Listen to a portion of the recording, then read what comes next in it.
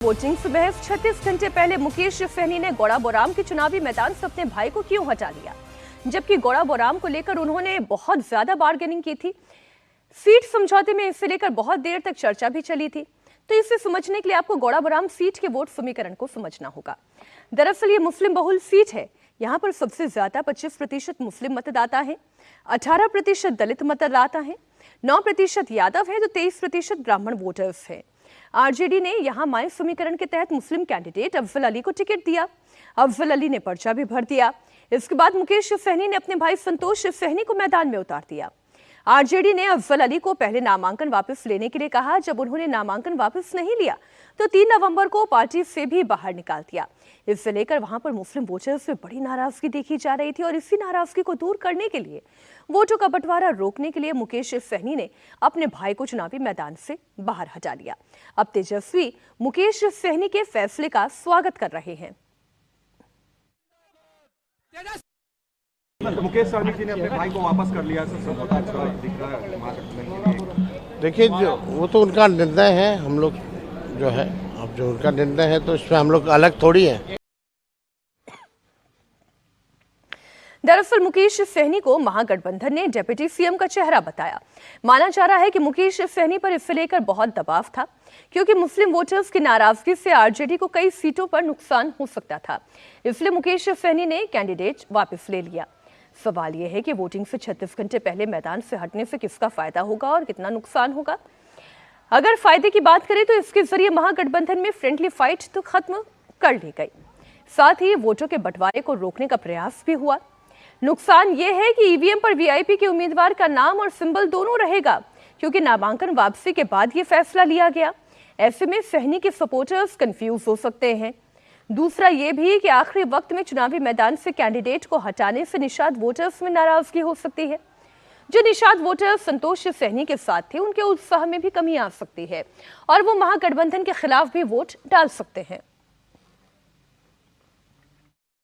VIP party के मुखिया मुकेश सहनी इस वक्त हमारे साथ हैं। जिस विधानसभा में हम बैठे हैं, यहां से उनके भाई उम्मीदवार थे। गठबंधन में ये सीट वीआईपी को मिली थी, लेकिन फिलहाल यहां एक बड़ा बदलाव हुआ है। क्या बदलाव हुआ सर, किन हालात में हुआ? देखिए, स्टार्टिंग में ही कुछ सीटों पे वीआईपी भी दावेदारी था और आरजेडी का भी दावेदारी था। कुछ जगह आरजेडी में ने कैंडिडेट दे दिया था, कुछ जगह वीआईपी भी कैंडिडेट दे दिया था। और उसके बाद हम लोगों का जब समझौता हुआ तो कुछ जगह से आरजेडी ने अपना कैंडिडेट को विड्रॉल किया, कुछ जगह से वीआईपी पार्टी ने अपना कैंडिडेट को विड्रॉल किया। जो नंबर की बात था उस नंबर पे हम लोग लड़ रहे थे, लेकिन कुछ सीट पर ऐसा हुआ कि विड्रॉल का जो टाइम है उसके बाद सहमति बन पाया और कहीं पे विड्रॉल नहीं हो पाया। तो ऐसे स्थिति में हम लोग कोशिश कर रहे थे कि जो जहाँ पे भी कैंडिडेट, चाहे वो राष्ट्रीय जनता दल का हो या वीआईपी का हो, उनको आपस में मना के उसको मूव करा लेना। और इस पे हम लोग लगातार लगे रहे। और ये उसमें वीआईपी पार्टी का अंदर में ये सीट था जहाँ संतोष सहनी लड़ रहे थे, और यहाँ से भी अफजल अली जो है वो राष्ट्रीय जनता दल के नॉमिनेशन कर चुके थे और वो यहाँ पे लड़ रहे थे। काफ़ी टाइम तक बात हुआ कि वो समर्थन देंगे, बट ऐसा नहीं हुआ। इसके लिए तेजस्वी जी भी काफ़ी मेहनत किए और आके संतोष जी के लिए प्रचार भी किए, लेटर भी निकाल दिया गया, उनको पार्टी से निष्कासित भी कर दिया गया। उसके बावजूद भी क्षेत्र में थोड़ा वोट का जो था बिखराव दिख रहा था हमें, और जब बिखराव दिख रहा था, जब उधर से समझने के लिए तैयार नहीं है, तो ऐसे जगह पे हमें, क्योंकि हमारा लड़ाई सिर्फ एक विधायक बनाना नहीं है, हमारा लड़ाई है कि बिहार में सरकार बनाना। और जब सरकार बनेगा तो लाखों लोगों को जो ज़रूरत है वो सब जरूरी पूरा होगा। तो बड़े इंटरेस्ट के लिए, कि हमें पता है कि जब हम लड़ेंगे आपस में तो वोट का डिवीजन होगा, तो इससे नुकसान होना है महागठबंधन का। तो ऐसे जगह पे जैसे संतोष सहनी मेरा छोटा भाई है, वैसे अफजल अली भी हमारे भाई जैसे समान है। तो ऐसे जगह पे एक भाई नहीं मान रहा था, दूसरे भाई को मना के हमने उनको और अफजल का समर्थन हमने कर दिया है। और अभी यहाँ पे मजबूती से 2 गुट नहीं होगा, एक ही गुट होगा। और यहाँ पे अफजल अली कैंडिडेट है महागठबंधन का, और हम लोग पूरी शक्ति के साथ उनको जिताएंगे। और इनके जीतने से हमारी सरकार बनेगा, सीएम तेजस्वी जी बनेंगे, डिप्टी सीएम मैं बनूंगा, और राज्य में जितने भी हमारे कार्यकर्ता सबके चेहरे पे खुशी होगा। तो ये बड़ा लड़ाई के लिए हमें छोटा सा त्याग करना पड़ता है। छोटा त्याग करना पड़ा, ये पहले त्याग होता तो समझ में आता। जब चुनाव प्रचार खत्म हो रहा है तब आपकी तरफ से ऐलान किया जा रहा है। तेजस्वी आपके लिए प्रचार करके चले गए, तब ऐलान किया जा रहा है। अगर आपको मुस्लिम कैंडिडेट की तरफ से समर्थन नहीं मिल रहा था तो क्या अब निषाद समाज उनका समर्थन कर पाएगा, वोट ट्रांसफर हो पाएगा? जब उनका नेता अगर समर्थन कर रहा है तो निश्चित तौर पे होगा। रहा कि हम बिखराव नहीं चाहते हैं, मान लीजिए पहले ही हम लोग टिकट दे देते उनको तो वही कैंडिडेट होता। इसे बहुत जगह हमने कैंडिडेट दिया है, तो हमारी लड़ाई बड़ी है और हमने त्याग किया और वो भी अपने आदमी है, उनको हम लोग जिताएंगे। और निषाद समाज जो हमको चाहने वाले लोग हैं वो निश्चित तौर पे अफजल अली को वोट करेंगे और महागठबंधन का जो वोट है वो मिलेगा। हमारे सहयोगी नीतीश चंद्र इस वक्त लगातार पटना से लाइव जुड़े हुए हैं। नीतीश, एक ही समस्या जो समझ में आती है कि कहीं मतदाताओं में कोई कंफ्यूजन ना पैदा हो जाए, क्योंकि जब ईवीएम पे वो बटन दबाने के लिए जाएंगे तो उन्हें वीआईपी के उम्मीदवार का नाम भी दिखाई देगा और आरजेडी के उम्मीदवार का भी नाम दिखाई देगा। ऐसे में कहीं ऐसा ना हो कि वोटों का बिखराव वहां पोलिंग बूथ पर हो जाए। जी हाँ, ये हो सकता है क्योंकि समय बहुत कम है और इतनी जल्दी लोगों तक बात पहुंचाना वाकई मुश्किल होगा। लेकिन सबसे बड़ी बात है कि वोटों का बिखराव साफ तौर पर दिख रहा था। लालू यादव के पत्र लिखने, तेजस्वी यादव के बार बार कहने के बाद भी जो MY, जो महागठबंधन का आधार वोट है, वो अफजल अली के साथ था और इसका एहसास हो गया था और ऐसी स्थिति में जाहिर है वो सीट जो है वो हारना तय था। दूसरी बात ये थी कि यदि ये यहाँ पर इस तरह के नतीजे आते तो ऐसी स्थिति में दूसरी सीटों पर इसका बहुत असर होता और वैसी स्थिति में निषाद का जो वोट है वो प्रतिक्रिया में दूसरी जगहों पर MY के साथ खड़ा नहीं होता। पिछली बार आपको याद होगा काराकाट में जब पवन सिंह और उपेंद्र कुशवाहा आमने सामने हो गए, राजपूत का वोट जब उपेंद्र कुशवाहा को नहीं मिला तो उसकी प्रतिक्रिया का जो चेंज शुरू हुआ वो शाहाबाद में कई सीटों पर देखने को मिला। एक उदाहरण के तौर पर यह साफ तौर पर दिखता है कि इस तरह से कैसे प्रतिक्रियाएं होती है जातियों की।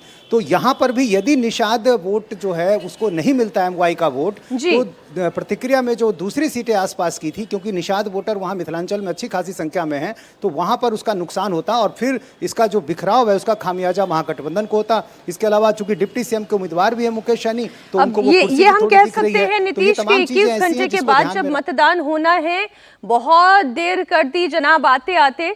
अब कहीं ऐसा ना हो कि कंफ्यूजन की वजह से गोड़ाबोराम सीट जो है वो महागठबंधन के हाथ से फिसल जाए। बहुत शुक्रिया आपका नीतीश इस पूरी जानकारी के लिए। बिहार में पहले चरण का चुनाव प्रचार समाप्त हो चुका है। 18 जिलों की 121 सीटों पर कल वोट डाले जाएंगे, तो वहीं दूसरे चरण के लिए चुनाव प्रचार तेज हो गया है। सेकेंड फेज के लिए राजनीतिक दलों ने अपना पूरा दम लगाना शुरू कर दिया है। यूपी के मुख्यमंत्री योगी आदित्यनाथ वजीरगंज और गयाजी में चुनावी सभा करेंगे। साथ ही रोहतास और सासाराम में भी योगी एनडीए उम्मीदवारों के लिए वोट मांगेंगे। प्रियंका गांधी आज वाल्मीकि नगर और चनपटिया में चुनावी प्रचार करेंगी, तो वहीं तेजस्वी यादव आज 18 जनसभाएं करने वाले हैं। एनडीए की ओर से राजनाथ सिंह, जेपी नड्डा भी चुनावी रैलियों को संबोधित करेंगे। आपको जानकारी दे दें, दूसरे चरण में 20 जिलों की 122 सीटों पर 11 नवंबर को वोट डाले जाएंगे। आइए अब आपको खबर देते हैं यूपी की। यूपी के मुख्यमंत्री योगी आदित्यनाथ अब से थोड़ी देर में लखनऊ में गरीब लोगों को बड़ा तोहफा देने जा रहे हैं। योगी माफिया डॉन मुख्तार अंसारी के कब्जे से छुड़ाई गई जमीन पर बने हुए 72 फ्लैट्स की चाबी गरीब तबके को सौंपेंगे। लखनऊ के पौष इलाके डालीबाग में बने हुए 72 इन फ्लैट्स का आवंटन लॉटरी के जरिए हुआ। कल ही ये लॉटरी निकाली गई। इन फ्लैट्स को आर्थिक रूप से पिछड़े हुए यानी कि economic weaker section EWF category के लोगों को दिया गया है। मुख्तार अंसारी ने डालीबाग में जमीन पर अवैध रूप से कब्जा कर बहुमंजिला कोठी बनाई थी। योगी ने पहले उस पर बुलडोजर चलवाया, फिर इस पर गरीबों के लिए फ्लैट बनाकर इस पौष इलाके में उनका मकान का सपना पूरा किया।